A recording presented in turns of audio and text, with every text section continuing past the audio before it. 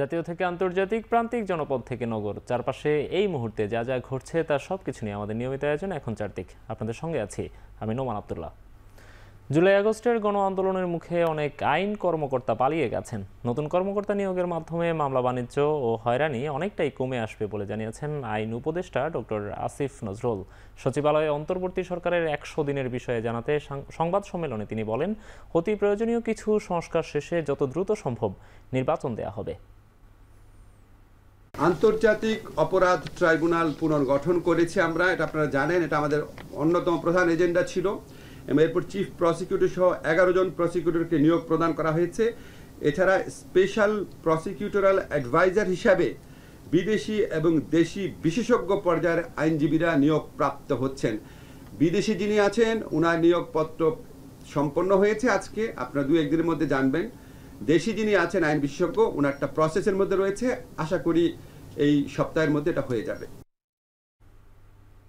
রাজনৈতিকভাবে হেয় করতে যাদের বিরুদ্ধে মামলা দেয়া হচ্ছে তাদের কাউকে গ্রেফতার করা হচ্ছে না বলে জানিয়েছেন স্বরাষ্ট্র উপদেষ্টা। চট্টগ্রামে পুলিশ লাইন্সে বিভিন্ন বাহিনী ও সরকারি কর্মকর্তাদের সাথে বৈঠক শেষে সংবাদ সম্মেলনে একথা বলেন তিনি।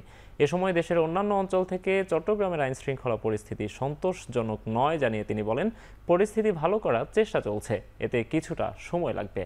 পাকিস্তান থেকে জাহাজে করে প্রয়োজনীয় ভোগ্য পণ্য এসেছিল, এটি নিয়ে যারা উস্কানিমূলক তথ্য দিচ্ছে তারা দেশের বিরুদ্ধে চক্রান্ত করছে বলে জানান তিনি। এ সময় দেশের বিভিন্ন বিষয় নিয়ে সংবাদ প্রচারে সাংবাদিকদের আরও সচেতন হওয়ার আহ্বান জানিয়েছেন স্বরাষ্ট্র উপদেষ্টা। যারা জয়েন করে নাই তারা আমাদের চোখে অনেক ক্রিমিনাল, তাদের আইনের আওতায় আনা হবে। যাদের পাওয়া যাচ্ছে দেখেন না, মাঝে মাঝে ধরা হচ্ছে, যারা আসতেছে না তাদের ধরা হচ্ছে। এখন যদি আপনারা খোঁজ দিতে পারেন আমরা ধরে ফেলবো। এই জন্য আপনাকে তো অনুসন্ধানী সাংবাদিকতা আছে, আপনারা করে দেন। সবার জন্য তো আমাকে বন্দর উন্মুক্ত। অন্য দেশের জাহাজ আসছে অসুবিধা কি? আমার খালি একটা দেশের জাহাজ আছে, আমরা কি কারো কাছে বন্দি নাকি? বাংলাদেশের নিরপেক্ষ ও জনগণের মতামত প্রতিফলিত হবে এমন নির্বাচন প্রত্যাশা করে কমনওয়েলথ। মঙ্গলবার সকালে রাজধানীর আগারগাঁওয়ে নির্বাচন কমিশন কার্যালয়ে কমনওয়েলথের 5 সদস্যের একটি প্রতিনিধি দল নির্বাচন ব্যবস্থা সংস্কার কমিশনের সঙ্গে বৈঠক করে। সকাল 9:30টায় শুরু হওয়া বৈঠক চলে প্রায় 1 ঘণ্টা। বৈঠক শেষে সংস্কার কমিশনের প্রধান ডক্টর বদিউল আলম মজুমদার বলেন, প্রতিনিধি দল সুষ্ঠু নির্বাচন প্রত্যাশা করে এবং সংস্কার কাজে পূর্ণ সমর্থনের ব্যাপারে আশ্বাস দিয়েছেন। অন্যদিকে লুইস বলেন, নির্বাচন ব্যবস্থা নিয়ে কোনো নির্দিষ্ট সুপারিশ করা হয়নি, তবে তারা আশা করছেন নির্বাচন ব্যবস্থা সংস্কার কমিশন গণতান্ত্রিক ব্যবস্থা শক্তিশালী করবে। We come to learn and to support the countries. We can bring the experience from other countries to help, and that's the experience Bangladesh will have to help other countries as well. I think that's the target. Free, fair, transparent elections which reflect the will of the people. মতামত আদান প্রদান হয়েছে। তো ওনারা চাচ্ছেন যে আমাদের দেশে একটা সুষ্ঠু নিরপেক্ষ নির্বাচন হোক এবং এই নির্বাচন সুষ্ঠু নিরপেক্ষ নির্বাচন নিশ্চিত করার ব্যাপারে ওনারা সহায়তা করতে চান। সেই আগ্রহেই এবং সেই উদ্দেশ্য নিয়ে ওনারা এখানে এসেছেন। রাষ্ট্রকাঠামো মেরামতে 31 দফা ও জনসম্পৃক্তি বিষয়ে বিভাগীয় কর্মশালায় ভার্চুয়ালি বক্তব্য রাখছেন বিএনপি ভারপ্রাপ্ত চেয়ারম্যান তারেক রহমান। সরাসরি চলে যাচ্ছে সেখানে। ছাত্রদল, তাঁতি দল, যেই হোক না কেন, এখন নেতৃবৃন্দ, আজকে আপনারা এখানে আলোচনা করেছেন, আপনাদের ভিতর থেকে কিছু জিজ্ঞাসা ছিল সেগুলো জিজ্ঞাসা করেছেন। মঞ্চে উপস্থিত নেতৃবৃন্দ যারা আছেন তারা এখানে উপস্থাপন করেছেন 31 দফা।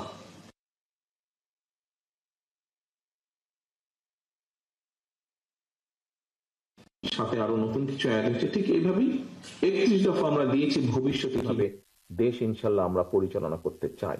তবে এখানে একটি বিষয় আছে, এই 31 দফাটি ছিল প্রথমে 27 দফা। পরবর্তীতে বিগত স্বৈরাচার বিরোধী আন্দোলনে আমাদের সাথে যে সকল দলগুলো যুগপৎ আন্দোলনে শরীক ছিলেন তাদের সকলের মতামতের ভিত্তিতে 31 দফা গঠিত হয়েছে। অর্থাৎ এটি শুধু বিএনপি না, গণতন্ত্রে বিশ্বাসী বাংলাদেশের যতগুলো দল আছে তাদের সকলের সম্মিলিত দেশ জাতি নিয়ে সম্মিলিত চিন্তার ফসলই হচ্ছে 31 দফা।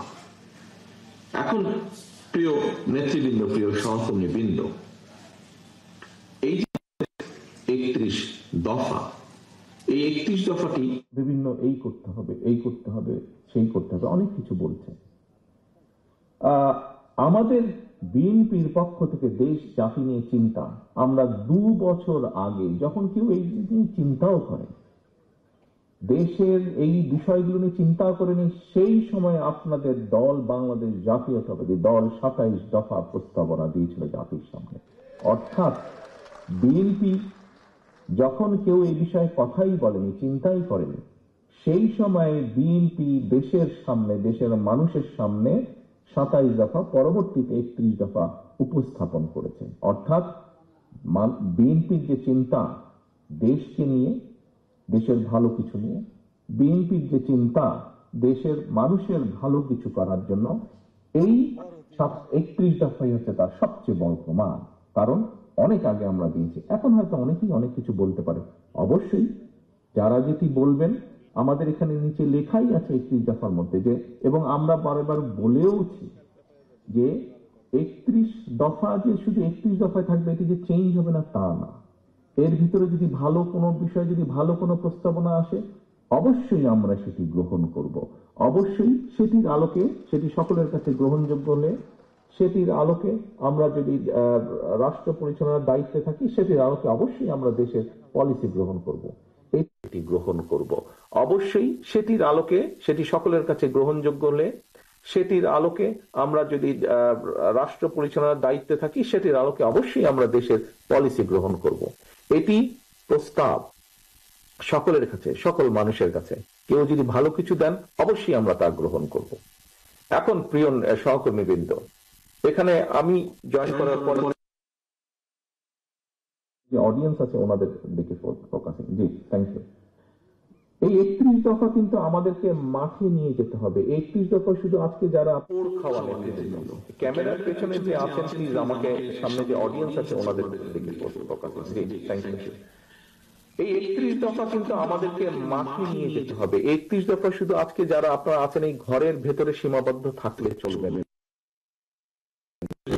একদম প্রান্তিক লেভেলের মানুষের কথাও কম বেশি এখানে আছে। কাজে এই কথাগুলো প্রান্তিক লেভেলে নিয়ে যেতে হবে। এবং কে নিয়ে যাবে? হ্যাঁ, আজকে আমরা এখানে আলোচনা করেছি, আমি মিডিয়ার ভাইদেরকে দেখতে পাচ্ছি, নিশ্চয়ই ওনারা কিছু কভার করবেন। ওনারা ওনাদের মতন করে জানাবেন যে আমরা কি আলোচনা করেছি, কি উপস্থাপন করেছি। কিন্তু দায়িত্বটা তো আপনাদের প্রত্যেকের, দায়িত্বটা আপনাদের প্রত্যেকের। এখানে সভাপতি সাহেব একটু আগে বলেছেন, ওনাদের সাথে আমার 2 দিন আগে বৈঠক হয়েছে, কথা হয়েছে, আমরা কর্মসূচি গ্রহণ করেছি, নিশ্চয়ই আপনাদেরকে জানিয়েছেন অথবা জানাবেন। এটি আজকে বিভাগীয় নেতৃবৃন্দের সাথে করেছি আমরা, জেলার নেতৃবৃন্দের সাথে করেছি আমরা, উপজেলারও থানারও নেতৃবৃন্দ এখানে আছেন। কিন্তু আপনাদেরকে, আপনারা 5 জন এসছেন এখানে, 3 জন 4 জন বা 5 জন আপনারা এসছেন, কিন্তু আমাদের তো আরো শত শত হাজার হাজার নেতাকর্মী রয়ে গিয়েছে। রাজনীতিকে কিভাবে আপনারা নিয়ে যাবেন? তাহলে বলতে হবে আমরা জনসভা করে মানুষকে এটি বলবো না, বরং আমরা ছোট ছোট ছোট ছোট উঠান বৈঠক করব, গ্রামে গ্রামে করব, ইউনিয়নে করব, ছোট ছোট উঠান বৈঠক। এক কথায় যদি বলতে হয়, আপনাদেরকে সেই প্রস্তুতি নিতে হবে। আপনাদেরকে উঠান বৈঠক বলতে যে কালচারটি আমাদের রাজনীতিতে আছে, আমাদের দলের নেতাকর্মীরা বিভিন্ন পর্যায়ে বিভিন্ন সময় করে থাকেন, সেই উঠান বৈঠকের প্রস্তুতি নিতে হবে। মূল দলের নেতৃত্বে অঙ্গ সহযোগী সংগঠন সকলে মিলে ভাগ হয়ে টিম করে আপনাদেরকে যেতে হবে। এখানে একটু আগে একটি কার্টুনের মধ্যে করে সকল জেলার নেতৃবৃন্দের কাছে সিম্বলিক ভাবে উপস্থাপন করা, গিফট আকারে দেওয়া হয়েছে কার্টুন। সেখানে আমরা কেন্দ্র থেকে লিফলেট এবং ছোট বইগুলো সেখানে দিয়েছি। তবে এটি যথেষ্ট নয়। আপনাদের কাছে আমার অনুরোধ থাকবে, বিভাগীয় নেতৃবৃন্দ, জেলার নেতৃবৃন্দ, উপজেলার নেতৃবৃন্দ, পৌরসভার নেতৃবৃন্দ, আপনাদের কাছে আমার অনুরোধ থাকবে যে আপনাদেরকে আমরা কিছুটা দিব, সবটা আমরা দিতে পারবো না, আপনাদেরকেও কিছুটা কন্ট্রিবিউট করতে হবে। আরো যেগুলো লাগবে দয়া করে আপনারা সেগুলো প্রিন্ট করে নেবেন। তবে প্রিন্ট করতে গেলে স্বাভাবিক কিছু ভুল হতে পারে, ভুলটি যাতে না হয় সেই জন্য আমরা বিভাগীয় নেতৃবৃন্দের কাছে আমরা ওটা সফট কপিটা দিয়ে দেবো, যাতে সহজেই কোনো ভুল ত্রুটি ছাড়াই আপনারা প্রেস থেকে ওটা প্রিন্ট করে নিতে পারবেন। এখন প্রিয় সহকর্মীবৃন্দ, এখানে অনেকগুলো প্রশ্ন এসছে, এটা দিয়ে দেবো যাতে সহজেই কোনো ভুল ত্রুটি ছাড়াই আপনারা প্রেস থেকে ওটা প্রিন্ট করে নিতে পারবেন। এখন প্রিয় সহকর্মীবৃন্দ, এখানে অনেকগুলো প্রশ্ন এসছে। খুব সম্ভব ওখান থেকে আমাদের তিতুমির কলেজের বোধহয় একজন ছাত্র সে তার একটা কথা বলেছিল, তার কথার সাথে কম বেশি কিছুটা আমি একমত। দুদিন আগে আমরা যখন ফর্মালি রিলঞ্চ করেছিলাম এই 31 দফাটিকে ঢাকার একটি হোটেলে, সেখানে আমি একটি কথা বলেছিলাম। কথাটি ছিল যে জনগণের রাজনৈতিক এবং অর্থনৈতিক মুক্তি যদি না হয়, জনগণের রাজনৈতিক এবং অর্থনৈতিক মুক্তি দুটোই দরকার, তাহলে যেই সংস্কারই করি যাই করি আমরা কোনোটিই কাজে লাগবে না। অর্থাৎ রাজনৈতিক মুক্তি কি? রাজনীতির ভাষায় যদি রাজনৈতিক মুক্তি বলি তাহলে হচ্ছে অ্যাকাউন্টেবিলিটি বা জবাবদিহিতা তৈরি করতে হবে। যার যা ইচ্ছা করে চলে যাবে সেটি করা যাবে না, সেটা যেই হোক, সরকার হোক, বিরোধী দল হোক, যে কোনো রাজনৈতিক দল হোক, রাজনৈতিক কর্মী হোক, পৌরসভার চেয়ারম্যান হোক, কাউন্সিলর হোক, মেম্বার হোক, যেই হোক না কেন, প্রত্যেকের একটি জবাবদিহিতা থাকতে হবে জনগণের কাছে। জনগণ যখন জানতে চাইবে কেন এই জিনিসটা হলো, কেন এই জিনিসটা হলো না, কেন এটা করলে, কেন এটা করলো না, জবাবদিহিতা দিতে হবে, জবাব দিতে হবে সবাইকে। এবং এটি যদি নিশ্চিত করতে হয়, অবশ্যই দেশে ভোটের অধিকারকে প্রতিষ্ঠিত করতে হবে। পৃথিবীর যে কোনো গণতান্ত্রিক দেশে, যে কোনো গণতান্ত্রিক সভ্য দেশে ভোটের মাধ্যমেই জবাবদিহিতা তৈরি হয়। কাজেই প্রিয় সহকর্মীবৃন্দ, যেই লড়াই আমরা জনগণের কথা বলার অধিকার, জনগণের রাজনৈতিক অধিকার অর্থাৎ ভোট প্রদানের অধিকার, যার জন্য আমাদের হাজারো সহকর্মী গুম হয়েছে, খুন হয়েছে, আপনারা লক্ষ লক্ষ নেতাকর্মী, আমাদের 60 লক্ষের মতো নেতাকর্মী মিথ্যে মামলার শিকার যারা হয়েছেন, আমরা যে কারণে যুদ্ধ করছি এই দেশের মানুষের ভোটের অধিকার, কথা বলার অধিকার প্রতিষ্ঠা করার জন্য। কাজে আমাদেরকে যে কোনো মূল্যে এই অধিকার প্রতিষ্ঠিত করতে হবে জনগণকে সচেতন করার মাধ্যমে। রাষ্ট্র মেরামতে 31 দফা ও জনসম্পৃক্তি বিষয়ক বিএনপির কর্মশালায় বক্তব্য দিচ্ছিলেন ভারপ্রাপ্ত চেয়ারম্যান তারেক রহমান। আমরা এতক্ষণ সরাসরি যুক্ত ছিলাম সেখানে। চলে যাচ্ছি পরের খবরে। নির্বাচন কমিশন ঠিক করে দ্রুত একটি নির্বাচনী রোডম্যাপ দেওয়ার আহ্বান জানিয়েছেন বিএনপির মহাসচিব মির্জা ফখরুল ইসলাম আলমগীর। আজ জাতীয় প্রেস ক্লাবে বাংলাদেশ সম্মিলিত পেশাজীবী পরিষদের আলোচনা সভায় তিনি কথা বলেন। মির্জা ফখরুল ইসলাম বলেন, নির্বাচন চাওয়া হচ্ছে জাতির স্বার্থে, বিএনপির স্বার্থে নয়। নির্বাচন দ্রুত না হলে সমস্যা বাড়বে, যারা দেশকে অস্থিতিশীল করতে চায় তারা সক্রিয় হয়ে উঠবে। তিনি বলেন, এই সরকার এখনও স্থিতিশীল না। সরকারের লোকজন নানা সময়ে ভিন্ন ভিন্ন কথা বলে বিভ্রান্তি ছড়াচ্ছে, তাদের উপর জনগণের প্রশ্ন জাগছে। গণতান্ত্রিক পরিবেশ আনা এখন মূল দায়িত্ব, বিএনপি মহাসচিব বলেন। গণতান্ত্রিক আন্দোলন বিএনপি আগে থেকেই করছে, তবে চূড়ান্ত সফলতা এনে দিয়েছে ছাত্র জনতা।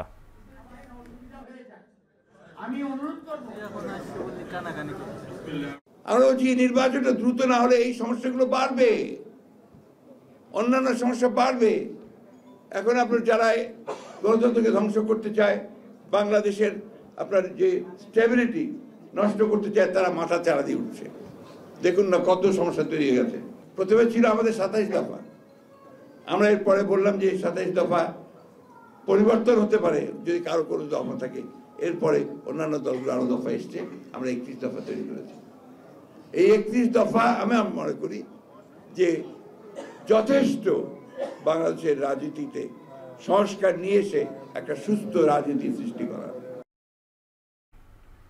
সংস্কারের অজুহাতে নির্বাচন থামিয়ে রাখা যৌক্তিকতা নেই বলে মন্তব্য করেছেন বিএনপির স্থায়ী কমিটির সদস্য ডক্টর আব্দুল মঈন খান। কাকরাইলে বিএনপির 31 দফা নিয়ে কর্মশালায় তিনি আরও বলেন, সব সংস্কার অন্তর্বর্তী সরকারের পক্ষে সম্ভব নয়। এটা এমন কোনো বিষয় নয় যে আমি সংস্কারগুলো করব, তারপরে আমার সংস্কার শেষ হয়ে যাবে, তারপরে আমি নির্বাচন করব, তারপরে জনগণের হাতে এই দেশ পরিচালনার দায়িত্ব তুলে দেব। এটা কখনো, এই যুক্তি কখনো টিকতে পারে না। ভারত থেকে রাজনৈতিক কার্যক্রম চালিয়ে যাচ্ছেন সাবেক প্রধানমন্ত্রী শেখ হাসিনা। বিচারের মুখোমুখি হতে তাকে দেশে ফেরত পাঠাতে হবে দিল্লিকে। ভারতীয় সংবাদ মাধ্যম দ্য হিন্দুকে দেয়া সাক্ষাৎকারে একথা বলেছেন অন্তর্বর্তী সরকারের প্রধান উপদেষ্টা ডক্টর মোহাম্মদ ইউনুস। ঢাকায় প্রধান উপদেষ্টার বাসভবন যমুনায় দেয়া ওই সাক্ষাৎকার সোমবার প্রকাশিত হয় দ্য হিন্দুর অনলাইন সংস্করণে। এতে শেখ হাসিনাকে দেশে ফেরত পাঠানোর অনুরোধের কিছু আইনি ধাপ রয়েছে বলে উল্লেখ করা হয়। নির্বাচনে আওয়ামী লীগের অংশগ্রহণ রাজনৈতিক দলের সিদ্ধান্তের বিষয় বলে জানান ডক্টর ইউনূস। বলেন, রাজনৈতিক দলের বিষয়ে অন্তর্বর্তী সরকার সিদ্ধান্ত নিচ্ছে না, বরং সব দলের অংশগ্রহণে নির্বাচনের কথা বলছে বিএনপি। দেশের প্রধান একটি দলের মতকে উপেক্ষা করবে না অন্তর্বর্তী সরকারও। বাংলাদেশে সংখ্যালঘু নির্যাতনের অভিযোগ ইস্যুতে নবনির্বাচিত মার্কিন প্রেসিডেন্ট ডোনাল্ড ট্রাম্পের বিবৃতি নিয়ে প্রশ্নের জবাবে প্রধান উপদেষ্টা বলেন, এটা অপপ্রচার। বাংলাদেশে মার্কিন প্রতিনিধিরা এলে এবং অর্থনীতি ভালো হতে দেখলে সমীকরণ পাল্টে যাবে বলেও মত দেন প্রধান উপদেষ্টা। 15 বছরের লাগামহীন দুর্নীতিতে সব খাত বিপর্যস্ত হয়ে পড়েছে জানিয়ে অর্থ উপদেষ্টা ডক্টর সালেহ উদ্দিন আহমেদ বলেছেন, আর্থিক সংকটের কারণ ব্যাংকগুলোর অব্যবস্থাপনা। তবে দুর্বল হলেও কোনো ব্যাংক বন্ধ হবে না বলে জানান তিনি। মঙ্গলবার সকালে সচিবালয়ে এক ব্রিফিংয়ে এই কথা বলেন অর্থ উপদেষ্টা। আমাদের এডিপিটা আমরা অলরেডি দেখছি কোন কোন এডিপি রাজনৈতিক বিবেচনা বা অহেতুকভাবে নেওয়া হয়েছে, এবং আমি এবং প্ল্যানিং মিনিস্টার আমরা বসে যেগুলো তার প্রোগ্রেসটা কত কীরকম হয়েছে, যে প্রোগ্রেস অনেক দূর হয়ে গেছে এবং যেগুলি আমার ইচ্ছে আসছে এটা সুফল হবে সেগুলো আমরা বন্ধ করছি। আমি ডোনারদের বলছি, প্লিজ গো, আমরা এইটার ব্যাপারে আমাদের কোনো রকম কিছু দ্বিধা নাই, কিন্তু কতগুলো আছে মাত্র শুরু হয়েছে বা 5 বছর অতিবাহিত হয়েছে, কোনো প্রোগ্রেস নাই, সেটার ব্যাপারে আমরা দেখি। ইসলামী ব্যাংক কিন্তু ফিরে আসার পথে আসছে, বিগত ব্যাংক, এটা আমার জন্য বড় চ্যালেঞ্জ। কিন্তু অন্য ব্যাংক সবগুলো চেষ্টা করছেন, কিছু কিছু ব্যাংক আছে একেবারে হয়তো মানে খুঁড়িয়ে চলবে, কিন্তু আমাদের থেকে আসলে কোনো ব্যাংক কিন্তু বন্ধ করে দেওয়া কোনো, আমরা বাংলাদেশটা ডোমিনো এফেক্ট পাবো। আদানি গ্রুপের সঙ্গে বিদ্যুৎ কেনা সংক্রান্ত চুক্তি পর্যালোচনা যাচাই বাছাই করার জন্য একটি তদন্ত কমিটি গঠনের নির্দেশ দিয়েছেন হাইকোর্ট। একই সঙ্গে দেশের স্বার্থবিরোধী এই চুক্তি কেন বাতিল করা হবে না তা জানতে চেয়ে রুল দেওয়া হয়েছে। বিচারপতি ফারাহ মাহবুব ও বিচারপতি দেবাশিস রায় চৌধুরীর হাইকোর্ট বেঞ্চ সংশ্লিষ্ট রিটে প্রাথমিক শুনানি করে এই আদেশ দেন। রিটকারী আইনজীবী হাইকোর্ট শুনানিতে বলেন, এই চুক্তিতে বাংলাদেশের কোনো স্বার্থ রক্ষা করা হয়নি, আদানির স্বার্থ দেখা হয়েছে। একে প্রতারণামূলক একটি চুক্তি বলছেন আইনজীবীরা। পরে হাইকোর্ট এই চুক্তির সব নথি 1 মাসের মধ্যে দাখিল করতে বলেছেন। 1 মাসের মধ্যে বিশেষজ্ঞ কমিটি গঠন করে 2 মাসের মধ্যে প্রতিবেদন হাইকোর্টে দাখিল করতে নির্দেশ দিয়েছেন।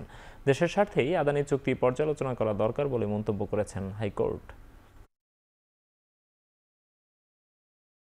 আদানি গ্রুপের সাথে অন্যায্য এবং অসম চুক্তিটা ন্যায্যতা এবং সমতার ভিত্তিতে বাংলাদেশের স্বার্থ রক্ষা করে যেন পুনর্বিবেচনা করা হয়, না হলে যেন বাতিল করা হয়, এই মর্মে নির্দেশনা চেয়েছিলাম। আজকে মহামান্য হাইকোর্ট বিভাগ আমাদেরকে শুনেছেন, রাষ্ট্রপক্ষকেও শুনেছেন, শুনে একটা রুল ইস্যু করেছেন যে অসম এবং অন্যায্য বাংলাদেশের স্বার্থের পরিপন্থী এই চুক্তিটা বাতিল করার জন্য কেন নির্দেশনা প্রদান করা হবে না, এই মর্মে রুল ইস্যু করেছেন। তথ্য উপদেষ্টা ও শিক্ষা উপদেষ্টার বিশেষ সহকারীর সঙ্গে বৈঠকে বসেছে তিতুমির কলেজের আন্দোলনরত শিক্ষার্থীদের প্রতিনিধি দল। সেখানে আছেন সহকর্মী হাসিব বিল্লাহ। বিস্তারিত জানতে যুক্ত হচ্ছে তার সঙ্গে। হাসিব, বৈঠকে কি কি বিষয়ে আলোচনা হচ্ছে আমাদেরকে বিস্তারিত জানাবেন। নোমান, মূলত তিতুমির কলেজের শিক্ষার্থীরা যেহেতু তারা বিশ্ববিদ্যালয় প্রতিষ্ঠার দাবি জানাচ্ছেন, সেই দাবিতেই শিক্ষার্থীদের একাংশ অর্থাৎ যেহেতু ক্যাম্পাসে তারা আন্দোলন করছেন এবং তাদের 6 জন প্রতিনিধি কিছুক্ষণ আগে এই সচিবালয়ে এসেছেন এবং সেখানে আছেন তথ্য উপদেষ্টা নাহিদ ইসলাম এবং শিক্ষা উপদেষ্টার বিশেষ সহকারী প্রফেসর এম আমিনুল ইসলাম। তাদের সঙ্গে বৈঠকে বসেছেন, প্রায় 20 মিনিট ধরে বৈঠক চলছে এবং এই বৈঠকে মূলত শিক্ষার্থীদের যে 3 দফা দাবি ছিল যে 7 কলেজ যে অধিভুক্ত ঢাকা বিশ্ববিদ্যালয় অধিভুক্ত 7 কলেজ থেকে তিতুমির কলেজকে বাদ দিতে হবে এবং বিশ্ববিদ্যালয় প্রতিষ্ঠার জন্য একটি কমিশন গঠন করতে হবে এবং একটি রূপরেখা প্রণয়ন করতে হবে। এই ব্যাপারগুলো তারা দাবি তুলে ধরছেন উপদেষ্টাদের কাছে এবং একই সঙ্গে উপদেষ্টারাও এই তাদের দাবির যৌক্তিকতা কতটা এবং তো কতটা বিশ্ববিদ্যালয় প্রতিষ্ঠার বাস্তবসম্মত বিষয়গুলো তারা যাচাই বাছাই করছেন, আলোচনা করছেন। আলোচনার শেষে মূলত জানা যাবে যদিও জানে রাখি যে এই যে 7 কলেজ অধিভুক্ত 7 কলেজের শিক্ষার্থীরা দীর্ঘদিন ধরে আন্দোলন করে আসছিলেন। মূলত 2017 সালে শেখ হাসিনার সরকার তার সিদ্ধান্তে মূলত 7টি ঢাকার কলেজকে ঢাকা বিশ্ববিদ্যালয়ের অধিভুক্ত করা হয়েছিল মূলত শিক্ষার মান উন্নয়নের জন্য। কিন্তু আসলে শিক্ষার্থীরা যেটি বলে আসছেন যে শিক্ষার মান উন্নয়ন তো হয়নি, বরং তারা অবনতির শিকার হয়েছেন। বিভিন্ন সময় যে একাডেমিক ক্লাস পরীক্ষা এবং সময় মতো পরীক্ষার শিডিউল সেগুলো থেকে তারা বঞ্চিত হয়েছেন, গবেষণা থেকে বঞ্চিত হয়েছেন এবং শিক্ষার মান উন্নয়নের দিক থেকে কিন্তু তারা জাতীয় বিশ্ববিদ্যালয়ের থেকেও পিছিয়ে গেছে। এই জন্য তারা দীর্ঘদিন ধরে আন্দোলন করে আসছেন। আমরা দেখেছি যে অন্তর্বর্তী সরকার গঠনের পরেও 7 কলেজের শিক্ষার্থীরা সায়েন্স ল্যাবে নীলক্ষেতে আন্দোলন করেছেন। সেই ধারাবাহিকতাও তিতুমির কলেজের শিক্ষার্থীরা তারা আলাদাভাবে তাদের কলেজটিকে আলাদাভাবে বিশ্ববিদ্যালয় করার জন্য তারা দাবি করে আসছেন। টানা 2 দিন ধরে আন্দোলন চলছে। সব মিলিয়ে শিক্ষার্থীরা এবার তারা দাবি জানাচ্ছেন জোরে সোরেই যে তাদেরকে আলাদাভাবে বিশ্ববিদ্যালয় প্রতিষ্ঠা করার। সেই বিশ্ববিদ্যালয় এই প্রতিষ্ঠা করার দাবিতে যে আন্দোলন হচ্ছে সেটি নিয়েও কিন্তু আলোচনা সমালোচনা হচ্ছে বিভিন্ন জায়গায়, কারণ রাস্তা অবরোধ করে যখন আন্দোলন হচ্ছে তখন ঢাকা শহরের মানুষ চলাচলে বিঘ্ন হচ্ছে। এই যে অন্তর্বর্তী সরকার গঠনের পরপরই বিভিন্ন সংগঠন, বিভিন্ন সংস্থা, প্রতিষ্ঠান যারা আন্দোলন করেছেন তাদের আন্দোলনের কারণে চলাচলে ভোগান্তি হচ্ছে। আসলে সেগুলো কিভাবে নিরসন করা যায় এবং একই সঙ্গে শিক্ষার্থীদের দাবিও কিভাবে কতটা মানা যায় কিনা সে ব্যাপারগুলো আলোচনা হচ্ছে। যদিও আজকে আইন উপদেষ্টা বলেছেন যে রাতারাতি কলেজকে বিশ্ববিদ্যালয় করা সম্ভব নয় এবং একই সঙ্গে শিক্ষার্থীদের দাবিগুলো কতটা যৌক্তিক সেটা নিয়েও কিন্তু প্রশ্ন তুলেছেন। সব মিলিয়ে বিষয়গুলো আলোচনা হচ্ছে। আমরা অপেক্ষায় আছি সেই আপডেট জানার জন্য। এই ছিল নোমান সবশেষ খবর। ঢাকা মহানগরে 3 দিনের মধ্যে ব্যাটারি চালিত রিকশা বন্ধের নির্দেশ দিয়েছেন হাইকোর্ট। বিচারপতি ফাতেমা নজিব ও বিচারপতি মাহমুদুর রাজির হাইকোর্ট বেঞ্চ এই আদেশ দেন। উচ্চ আদালতের রিটের শুনানির তথ্য মতে ঢাকা মহানগর এলাকায় 12 লাখ রিকশা চলাচল করছে, যার বড় একটি অংশ হচ্ছে ব্যাটারি চালিত। এছাড়া পুরাতন প্যাডেল চালিত অনেক রিকশায় ব্যাটারি লাগিয়ে যান্ত্রিক করা হচ্ছে। এতে ঘটছে মারাত্মক দুর্ঘটনা। ঢাকার অলিগলি ছাড়িয়ে ব্যাটারি চালিত রিকশা মূল সড়কে চলাচল শুরু করছে, যার কারণেই ঘটছে বড় ধরনের দুর্ঘটনা। এসব কারণ দেখিয়ে হাইকোর্টে রিট করা হয়। রিটের শুনানি শেষে নির্দেশনার পাশাপাশি ব্যাটারি চালিত রিকশা বন্ধ না করতে সংশ্লিষ্টদের নিষ্ক্রিয়তা কেন বেআইনি হবে না জানতে চেয়ে রুলও জারি করেছেন হাইকোর্ট। রাজধানী নিউ মার্কেট থানার হত্যা মামলায় আওয়ামী লীগের সভাপতিমণ্ডলীর সদস্য ও সাবেক খাদ্যমন্ত্রী অ্যাডভোকেট কামরুল ইসলামকে 8 দিনের রিমান্ডে দিয়েছেন আদালত। মঙ্গলবার Dhaka chief metropolitan magistrate Ziadur Rahman জুম্মনের আদালত এই রায় দেন। মঙ্গলবার সকালে কামরুল ইসলামকে আদালতে তুলে 10 দিনের রিমান্ড আবেদন করে পুলিশ।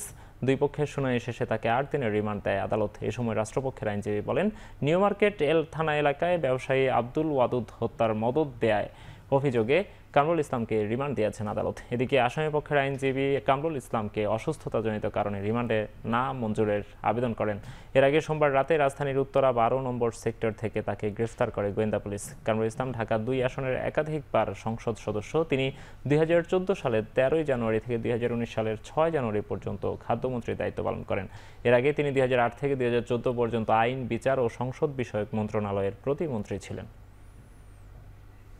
হত্যা মামলায় কামরুল ইসলামকে আজকে বিজ্ঞ আদালতে নিয়ে আসেন এবং 10 দিনের রিমান্ড চায়। বিজ্ঞ আদালত আসামি পক্ষের আইনজীবীদের কথা শুনেন, রিমান্ড বাতিলের প্রার্থনা করেন তারা এবং জামিন শুনানি করেন। বিজ্ঞ আদালত সন্তুষ্ট হয়ে 8 দিনের রিমান্ড মঞ্জুর করেন। অ্যাডভোকেট কামরুল ইসলাম এই ঘটনার সাথে সম্পৃক্ত না, এই ঘটনার সময় উনি উপস্থিত ছিলেন না এবং ইন্ধনও দিয়েছিলেন না, নির্দেশও দিয়েছিলেন না। বাদীটা এজারে স্পষ্ট বলেছে, সেই ব্যাপারে বাদীও আমাকে অভিযোগ করে নেয়। শুধু রাজনৈতিক কারণে আমি গত সরকার আমলে বারবার এমপি ছিলাম, মন্ত্রী ছিলাম এবং সেই কারণে আমাকে এই মামলায় সম্পৃক্ত করা হয়েছে এবং বিজ্ঞ আদালতে জামিন নামঞ্জুর করেছেন। জুলাই আগস্ট গণ অভ্যুত্থানে গণহত্যার অভিযোগে গ্রেফতার সাবেক আইজিপি চৌধুরী আব্দুল্লাহ মামুন ও সাবেক সেনা কর্মকর্তা জিয়াউল হাসান সহ আইনশৃঙ্খলা বাহিনীর 9 সদস্যকে আন্তর্জাতিক অপরাধ ট্রাইব্যুনালে হাজির করা হবে কাল।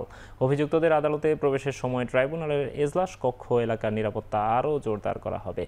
আজ সুপ্রিম কোর্ট ও ট্রাইব্যুনালের নিরাপত্তার দায়িত্বে থাকে এডিশনাল এএসপি মিনহাজুল ইসলাম ট্রাইব্যুনাল পরিদর্শন করেন। এ সময় তিনি ট্রাইব্যুনালের নিরাপত্তা নিয়ে প্রসিকিউটরদের সঙ্গেও আলাপ করেন। এই প্রসঙ্গে প্রসিকিউটর আব্দুল্লাহ আল নোমান বলেন, বুধবার অভিযুক্ত আইনশৃঙ্খলা বাহিনীর সদস্যদের আদালতে হাজিরের সময় কোনো ধরনের বিশৃঙ্খলা বা অপ্রীতিকর ঘটনা ঘটে কিংবা অভিযুক্তরাও যাতে এমন কোনো কাজ না করেন যাতে ট্রাইব্যুনাল ও প্রসিকিউশন প্রশ্নের মুখে পড়েন, সেই জন্য ট্রাইব্যুনালের নিরাপত্তা জোরদার করা হবে। যেহেতু তারা খুবই সেন্সিটিভ মামলায় অভিযুক্ত, ওনারা যেন কোনোভাবে এমন কোনো কথা না বলেন অথবা এমন কোনো পরিস্থিতির সম্মুখীন না হন যেটার জন্য এই কোনোভাবে ট্রাইব্যুনাল অথবা প্রসিকিউশন অফিস অথবা সর্বোপরি এই যে এখন যে প্রি ট্রায়াল স্টেজটা চলতেছে সেখানে কোনো ধরনের প্রশ্নবিদ্ধ কিছু না হয়, সেই জন্য আমরা নিরাপত্তা এবং শৃঙ্খলার বিষয়টা নিয়ে পুলিশ অফিসিয়ালদের সাথে কথা বলেছি এবং আমরা স্পটটা ভিজিট করেছি কিভাবে এটা অধিকতর নিশ্চিত করা যায়। 3 বছর আগে কিশোরগঞ্জের ভৈরবে একটি জাহাজ ভাঙা ওয়ার্কশপে কাজ করতে গিয়ে হাত হারানো 13 বছর বয়সী নাইম হাসানকে 30 লাখ টাকা ক্ষতিপূরণ দেওয়ার নির্দেশ দিয়েছেন আপিল বিভাগ। একই সঙ্গে শিশুটি এইচএসসি পাস না করা পর্যন্ত তাকে প্রতি মাসে 7,000 টাকা করে দিতে বলা হয়েছে। মঙ্গলবার আপিল বিভাগ হাইকোর্টের আদেশ বহাল রেখে এই আদেশ দেন। 3 বছর আগে করোনার সময় কিশোরগঞ্জের ভৈরবের একটি ওয়ার্কশপে শিশু নাইমকে কাজে দেন তার বাবা। এই ওয়ার্কশপে কাজ করতে গিয়েই তার ডান হাতটি মেশিনে ঠুকে যায়। শেষে অস্ত্রোপচারের মাধ্যমে কনুই থেকে বিচ্ছিন্ন করে ফেলা হয় ডান হাতটি। পরে পরিবার ক্ষতিপূরণ চেয়ে হাইকোর্টে একটি রিট দায়ের করেন। হাইকোর্ট শিশু নাইমকে 30 লাখ টাকা ক্ষতিপূরণ দিতে নির্দেশ দেন, তবে টাকা না দিয়ে মালিক পক্ষ আপিল করেন।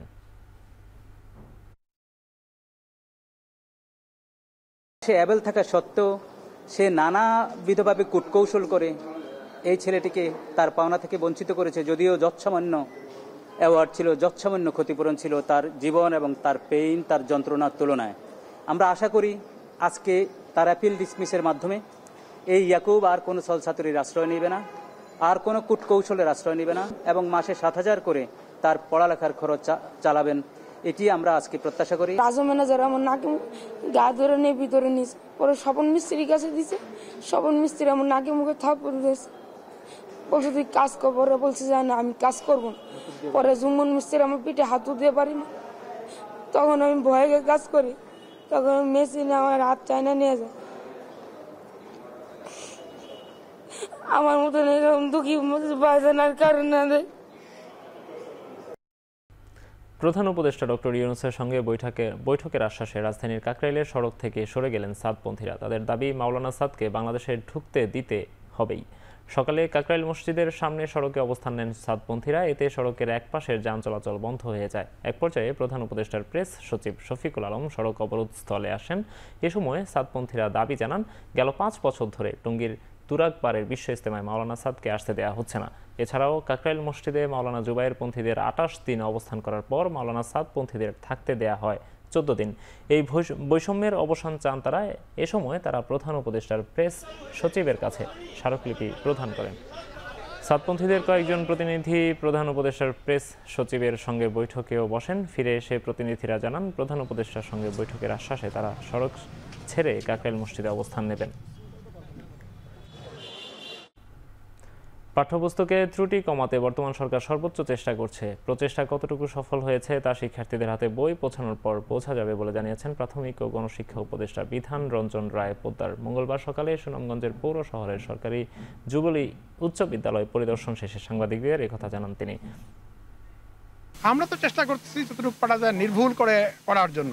এখন হাতে পাইলে পরে বুঝবো আদৌ আমাদের চেষ্টা কতটুকু ফলপ্রসূ হয়েছে। এমন অনেক সময় হয়েছে মাত্র একটা লঞ্চ চলতো, লঞ্চ কোনো কারণে বন্ধ, আমি নৌকায় এসেছি মাঝখানে রাত যাপন করে।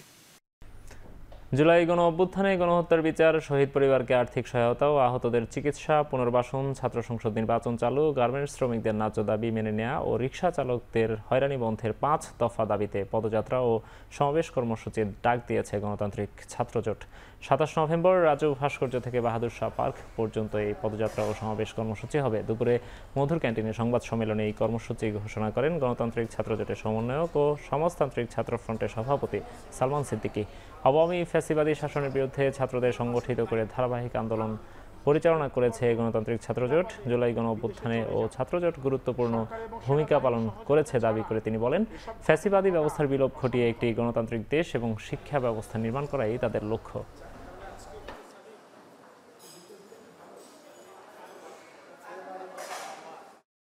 2024-এর অভ্যুত্থানে সকল ছাত্র সংগঠন ছাত্র জনতার সাথে কাঁধে কাঁধ মিলিয়ে আওয়ামী বিরোধী লড়াইয়ে সর্বাত্মকভাবে অংশগ্রহণ করেছে বলেই সরকারকে উৎখাত করা সম্ভব হয়েছে।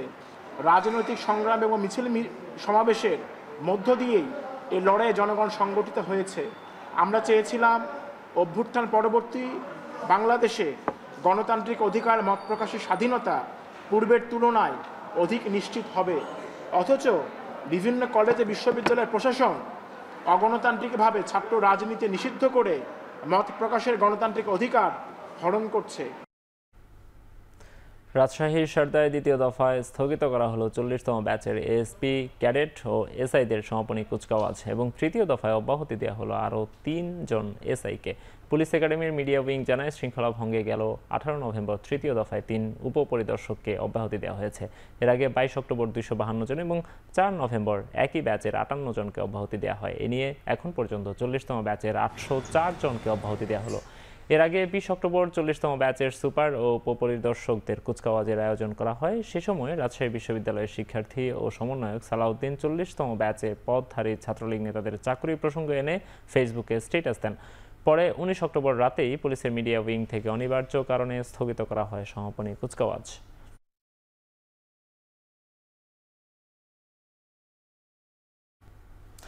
বন্দরনগরীর আমবাগানে শেখ রাসেল পার্কের নাম পরিবর্তন করে গণ-অভ্যুত্থানে চট্টগ্রামের প্রথম শহীদ ওয়াসিম আকরামের নামে করার ঘোষণা দিয়েছেন সিটি মেয়র শাহাদাত হোসেন। মঙ্গলবার সকালে পার্ক পরিদর্শন করে এই ঘোষণা দেন তিনি। প্রথমে শেখ রাসেল পার্ক ও পরে নগরীর আগ্রাবাদে শিশু পার্ক পরিদর্শন করেন মেয়র। দীর্ঘদিন পার্কটি বন্ধ থাকায় হতাশা প্রকাশ করে প্রতিটি ওয়ার্ডে খেলার মাঠ করার ঘোষণা দেন তিনি। মেয়র আরও বলেন, নগরবাসীর বিনোদনের জন্য দ্রুত সময়ের মধ্যে বন্ধ পার্ক সংস্কার করে খুলে দেওয়া হবে। একই সাথে আগ্রাবাদের পরিত্যক্ত প্রায় ডেবার পরে ওয়াকওয়ে করে দৃষ্টিনন্দন করে গড়ে তোলা হবে বলেও জানান তিনি।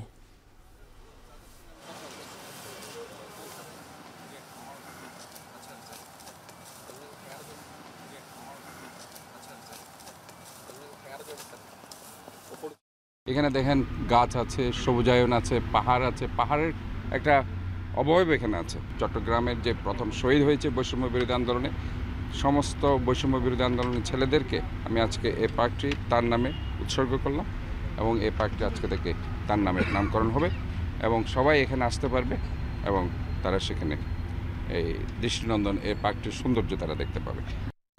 আশুলিয়ায় প্রবাসীর বাড়িতে চুরির পর আগুনের ঘটনায় বাড়ির কেয়ারটেকার সহ 4 জনকে গ্রেফতার করেছে পুলিশ। উদ্ধার করা হয়েছে প্রায় 24 লাখ নগদ টাকা ও স্বর্ণালংকার। সংবাদ সম্মেলনে এই তথ্য জানান সাভার সার্কেলের অতিরিক্ত পুলিশ সুপার শাহিনুর কবির। এর আগে সোমবার শরীয়তপুরের সখীপুর এলাকায় অভিযান চালিয়ে 4 জনকে গ্রেফতার করা হয়। গেল 5 অক্টোবর আশুলিয়ার কান্দাইলে চুরির ঘটনা ঘটে। পরে তা ধামাচাপা দিতে ঘরে আগুন দেওয়া হয়। বাড়ির মালিকের অভিযোগের ভিত্তিতে পুলিশ তদন্তে চুরির ঘটনা ঘটে। পরে তা ধামাচাপা দিতে ঘরে আগুন দেওয়া হয়। বাড়ির মালিকের অভিযোগের ভিত্তিতে পুলিশ তদন্তে চুরি ও অগ্নিসংযোগের ঘটনায় কেয়ারটেকারের সংশ্লিষ্টতা পাওয়া যায়। এরপর তথ্য প্রযুক্তির সহায়তায় অভিযান চালিয়ে কেয়ারটেকার ও তার স্ত্রী সহ 4 জনকে গ্রেফতার করা হয়। পরে তাদের দেয়া তথ্যে চুরি যাওয়া প্রায় 24 লাখ টাকা ও স্বর্ণালংকার উদ্ধার করে পুলিশ।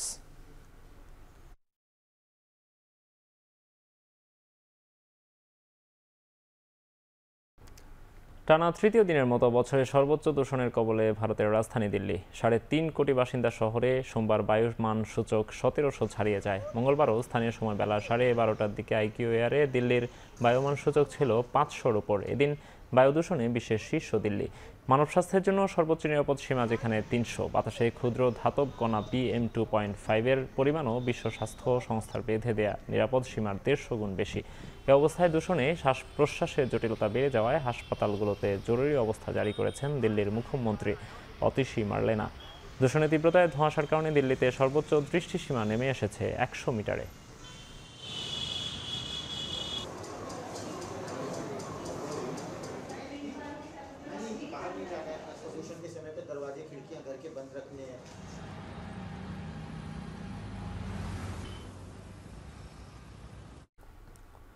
আগামী 24 নভেম্বর পুরো পাকিস্তান জুড়ে আন্দোলনের ডাক দিয়েছেন দেশটির সাবেক প্রধানমন্ত্রী ইমরান খান। জনগণের ম্যান্ডেট রক্ষার জন্য দলীয় নেতাকর্মী সহ সবাইকে রাস্তায় নেমে আসার আহ্বান জানিয়েছেন তিনি। ইমরান এই আন্দোলনকে শেষ ডাক হিসেবে অভিহিত করেছেন। তবে ইমরান খান 24 নভেম্বর শেষ ডাক দেওয়ার মধ্যেই পাকিস্তানের রাজধানী ইসলামাবাদে 2 মাসের জন্য 144 ধারা জারি করেছে স্থানীয় প্রশাসন। 144 ধারা একটি আইনি ধারা। এই ধারা অনুযায়ী স্থানীয় প্রশাসন একসঙ্গে 4 জনের বেশি মানুষকে জড়ো হতে দেয় না। ইসলামাবাদে 144 ধারা জারি হওয়ায় 24 নভেম্বর ইমরান খানের শেষ ডাক কতটা সফল হবে সেটি এখন দেখার বিষয়। But the country's powerful military denies this and has called for Khan and his supporters to state installations during violent protests. The government said prosecutors were awaiting the detailed decision. এবার খেলার খবর। বিসিবির তত্ত্বাবধানে ডিসেম্বরের 11 তারিখ থেকে প্রথমবার শুরু হবে জাতীয় লিগের টি-20 আসর। ক্রিকেট বোর্ডের প্রধান কোঅর্ডিনেটর মিনহাজুল আবেদিন নান্নু জানান, বিপিএল এর বাইরে দেশীয় ক্রিকেটারদের টি-20 ফরম্যাটে প্রস্তুত করতেই বিসিবির এই আয়োজন। এটা শুরু হবে ডিসেম্বরের 11 তারিখে এবং এটা সিলেটের পর্বটা শুরু হবে এবং আমরা চেষ্টা করছি যে যেহেতু সেমিফাইনাল আর ফাইনাল ম্যাচটা আমরা হয় ঢাকায় নাহলে চিরঙ্গে অনুষ্ঠিত হবে। আমাদের লোকাল প্লেয়াররা বেশি অপরচুনিটি পায়, কারণ বিপিএলে অনেক ফরেন প্লেয়ার ইম্পর্টেন্ট প্লেসগুলিতে ওরা খেলে যায়, সেই সুযোগটা আসে না। তো এই সুযোগটা এখন লোকাল প্লেয়ারদের জন্য তৈরি হয়েছে। আশা করছি এরা নিজেদেরকে ঠিক সঠিকভাবে মেলে ধরতে পারবে। আর আমাদের যেটা টি-20 ফরম্যাটে আমরা পিছিয়ে আছি, অনেকগুলি নাম্বার অফ প্লেয়ারের সংখ্যা কিন্তু খুবই কম হাই স্ট্যান্ডার্ড ইন্টারন্যাশনাল। তো এখান থেকে তৈরি করার জন্য একটা সহজ পথ হবে। শেষ করছি এখন চারদিক। এখন টেলিভিশন ওয়েবসাইটে দেখতে ভিজিট করুন www.ekhon.tv। এছাড়া ফেসবুকে দেখুন facebook.com/tv.ekhon। এছাড়াও ইউটিউবে এখন টেলিভিশন দেখুন youtube.com/c/ekhon tv।